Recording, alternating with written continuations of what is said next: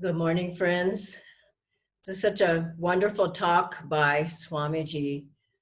And I just had the thought that any talents that we have, if we are a good writer, if we speak well, if we sing, if we are a yoga teacher or meditation teacher, if we're a doctor, if we whatever we do, these are all talents, and talents are gifts from God.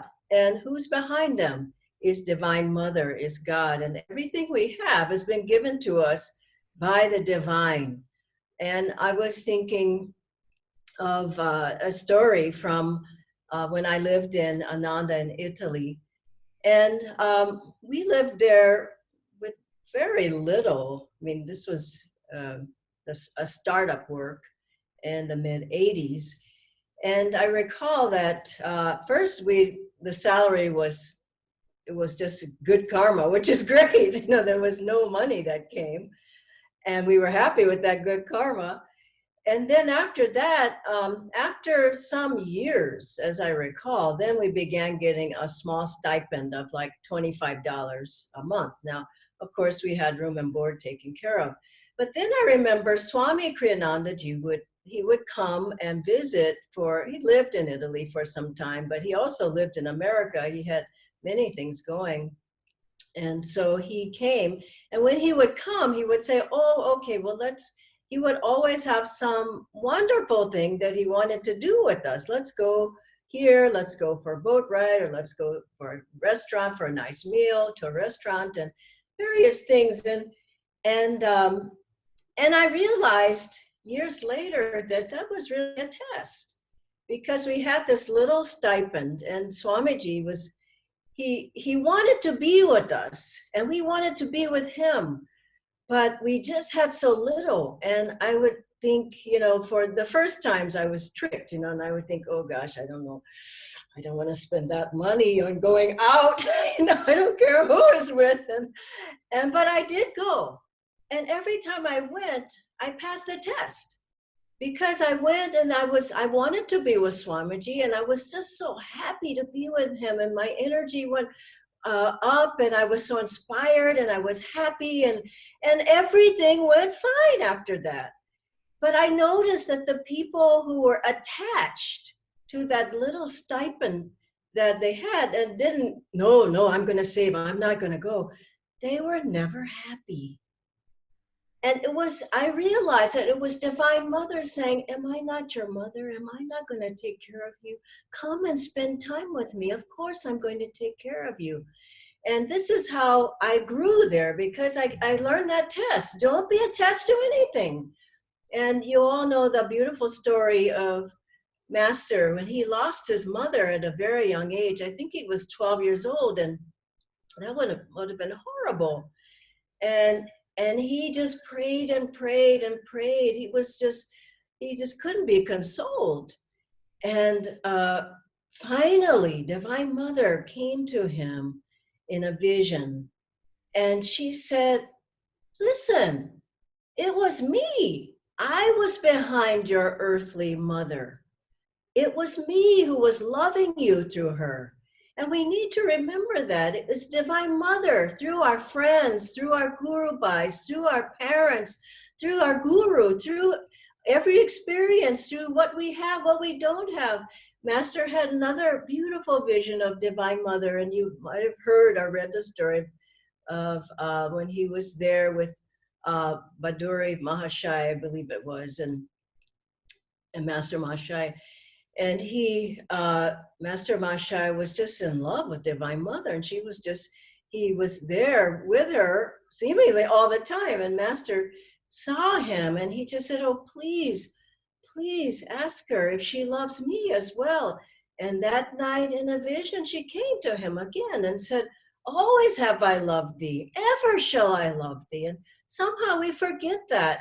And we think that Divine Mother's busy off here and there, but she is the one who's giving us health. She's the one who's giving us thought. She's the one who's taking care of she's the one who's taking care of our needs and our finances. She's the one.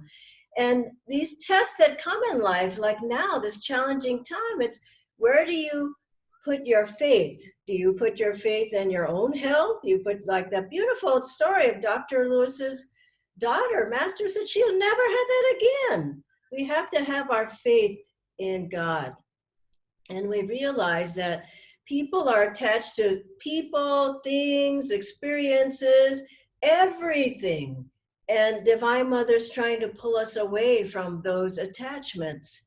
And I was thinking of a story of when Swamiji left his body, and people were saying, "Oh gosh, you must be so sad, or you must really miss him." And I just honestly, I felt he's inside of me. These experiences, people, things that are important to us, they're inside of us. Master, when he left his body and they were weeping for him, he appeared to one of the nuns, or she heard his voice saying, "I'm not in there." He was everywhere. He was omnipresent. Even while he was in his body, he was always, he said, "I can go to any of astral, causal, any region as I feel."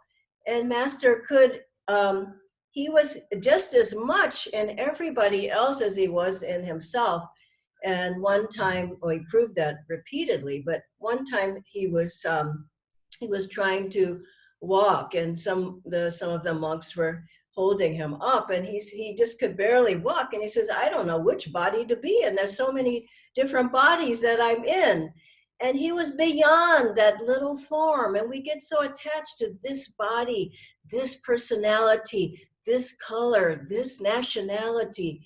And also Master showed that he could be, he was in everybody's thoughts. He told Swamiji, "I know every thought you think." And he was beyond just that little body. He said, "I killed Yogananda long ago. No one dwells in this temple now but God." And so he showed that he knew everyone's thoughts as well. And you might remember that very humorous story about the hamburgers, that one of the monks was going down to give a talk at one of the other ashrams. And so he was coming back late at night, and he thought, "Oh gosh, I'm so hungry and there's nowhere to eat, but there's just a hamburger stands." And he said, "But Master says we shouldn't eat meat." But he says, "He'll never know." And that's the thing. He knows now. People say, "Oh no, he doesn't know. He doesn't care about me." Well, he does. I remember one time Swamiji said to me, "Diana, his Master is helping you." And I thought, really? But think about it. The Guru does know. And so this fellow was coming back, and he stopped it, and he had a couple of hamburgers. And he said, "Well, Master will never know." As soon as he gets back to where Master was, I think it was the next day, Master said, he asked him how the trip went. He said, "No, by the way, when you're out like that and late at night and there's nothing to eat but hamburgers, better not to eat." And I mean, he was beyond that little form.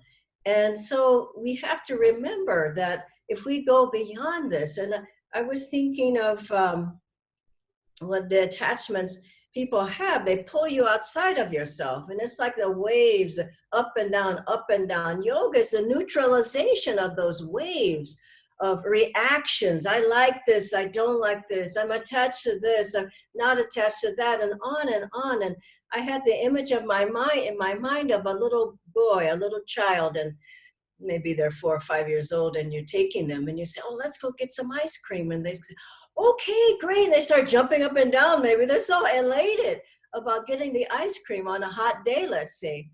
And then you get close to the stand, the ice cream stand, and you see it's closed. And you say, "Oh, I'm sorry, Rajiv, it's closed." Oh, the child starts crying probably, isn't it so? You all must have children. But this is how children are, but it's how the adults are like that as well. Oh, oh, oh. But as you meditate more and you go into the spine, the center of joy, the center of peace, the center of calmness, the center of your being, of light, of God, then you don't go in and out, up and down those reactions, but you stay centered in yourself. I remember when Swamiji told us this story, at least I wasn't there then, but the Ananda temple burned down to the ground. And Swamiji had helped. There were 3 different temples at the meditation retreat, and each one of them went down for one reason, but this one burned down. And Swamiji thought, Divine Mother, and he prayed, Divine Mother, did I do something wrong? I offered this temple to you.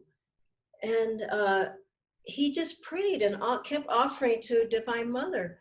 And he said, please instruct me if I've done something wrong. And what did he feel? But divine bliss. He felt an overwhelming feeling of bliss. Divine Mother touched his heart, he said. And he felt so blissful. And he said, oh, Divine Mother, thank you.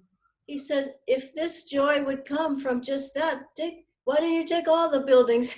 It was so sweet, because he felt so much that what's important, the temple or God's love?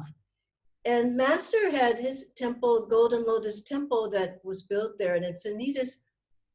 It crashed right down the side of the hillside into the Pacific Ocean because of erosion. And Master said, what? It's the best thing that ever happened to me. He said, the best thing that ever happened to me. Now, you think, well, that's odd. Well, because he spread out his work after that. He started many other centers. He reached many more people. And so what looks like a disaster at a time, if you're not attached to it, to say, Divine Mother, it's what you want. It's not what I want. And I was thinking of the sweet story Master told about foods and attachment. He said, if you're attached to apple pie, then you'll have to be reborn in America. And if you have desire and attached for curry, you have to be reborn in India. So Swamiji said he saw this one monk who he just was eating curry all the time. And Swamiji said, but I thought you said you don't like curry. And he said, I don't, but I want to be reborn in India. And it's just a sweet illustration of what, if we really give our lives to God, honestly, food or no food, Divine Mother, she takes care of us. It's just such a sweet thought to have. Even our bodies, we think, oh, I'm so attached to my body, and oh, I'm looking good. And, and then years go and you're not looking so good, but you still think, oh, I'm looking good. And the hair falls out and all kinds of things happen and you don't look the same. But who are you? Are you that body? No, as Swamiji said, you wash the body, you realize that arm's going to be gone at some point. And if you read these stories of life after death, there's some wonderful stories as people have left their bodies and then they come back to tell what happened. One is by Dr. Raymond Moody. I remember reading that book, and one woman says, she says she died and came back. She says, I was so free. I was so nobody's wife, mother, sister. I was just the light. And another man, he says he was looking down at his body he was just up on the ceiling, has left his body, and his spirit was gone, but that body was still down there, and we were trying to revive him. And he said, oh gosh, I thought I looked a lot better than that. But you realize that these experiences happen. We think we're these bodies, this is all I have, but an experience like that, you realize, no, I'm beyond the body. I remember one time I had this deep experience that I wasn't this African-American body. This wasn't who I was. And I went to Swamiji and I said, Swamiji, I don't feel like I'm in this body anymore. I don't feel like I'm Black. I don't feel like I'm African-American anymore. And he looked at me and he just said, that's good. And you got to think about it. I'm Indian. No, I'm American. No, I'm white. I'm Black. No, I live here. No, I do this. No, I'm a professional. No. And even with your ideas, I've heard so many people say, and it's a mistake. I used to make this mistake. That was my idea. And you just go, wow, really? I mean, Master said that thoughts are universally rooted. They're not individual. He took my idea. But if you think about it, the ideas are just there for those who can uplift their antennas and draw those ideas. Inspiration is there thoughts are in the ether. And if we allow them to be free, many thoughts, look, think of how Swamiji wrote all those books. All those thoughts from the divine just flowing into him, coming into him. And so let us enjoy everything we have, but with the joy of God. Now, I meditate on that, and I thought, now, what does that mean, the joy of God? It means the joy inside yourself. Go inside yourself. Then enjoy teaching yoga, or enjoy this, or enjoy a walk in the garden. I was thinking, we if we go out, we have the air, we have the sun, we have the grass, the trees, the flowers, and we just enjoy them. We don't say, that's my tree, that's my air, that's my sun, that's my moon, And Master he would enjoy things. He went into a Radio City hall in New York once, and he said, I bought my ticket, I went in, and I enjoyed it. And then he said afterwards, I just said, okay, now that's done. And he gave the whole building back. And what a wonderful thing. And also he had no attachments. Once he had a motorcycle. Of course, he was an avatar. How would he have attachments? And a master, but he had a motorcycle, and this young fellow came, and he was admiring it. And he says, oh, that's a nice bike. And Master said, oh, you like it? He says, oh, yeah, I really like it. He says, it's yours. And the boy said, what do you mean it's mine? He says, it's yours. Here, I'll go get the pink slip. He went and gave it to him. He just wasn't attached. And so let us enjoy what Divine Mother gives us. It's on loan. Our body's even on loan. Our thoughts are on loan. Our whole life is on loan. And if we live in that way, you can enjoy everything. Now, I remember Swamiji enjoyed so many things. We go out on a boat ride. He enjoyed Indian food, and he would, he'd just be sweating from the hot spices sometimes. And we said, Swamiji, it must be good, but it's so hot. He says, it's hot, but it's really delicious. And he enjoyed reading a P.G. Woodhouse story and laughing with us. He would enjoy a walk. He would enjoy travel. He even enjoyed it from inside.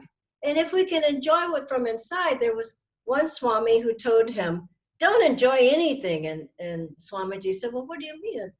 I mean, what about a beautiful sunset? Don't enjoy that.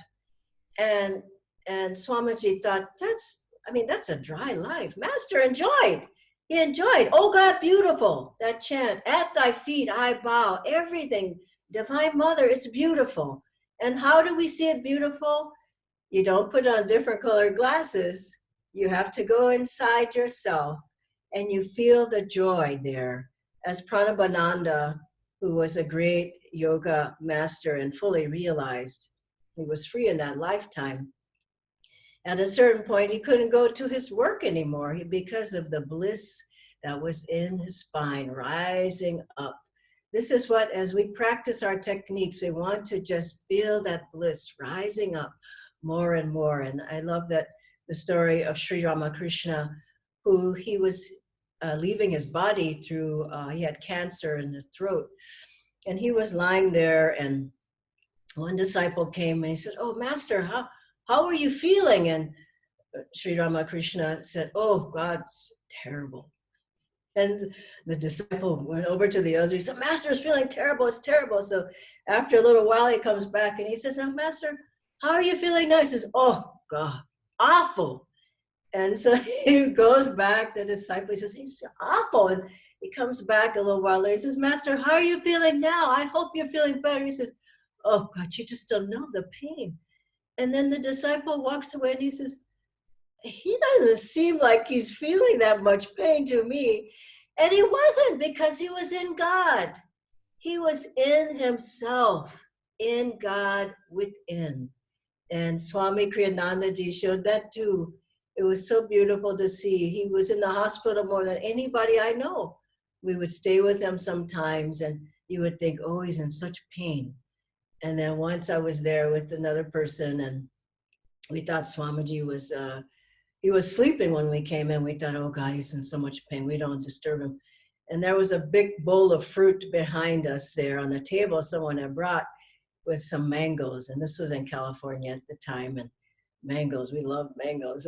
This fellow had his hand on one of the mangoes, and we thought, oh, Swamiji, he's feeling so bad. He'll never know anything. He was thinking that. At least Swamiji, from the bed, he said, why don't you have a mango? And you just know. These great ones, they're not attached to the body. They're not attached to anything they supposedly own. Swamiji's great song, I have nothing, I am free in myself, I am free. I own nothing, I am free. In myself, I am free. God bless you. Have a wonderful day.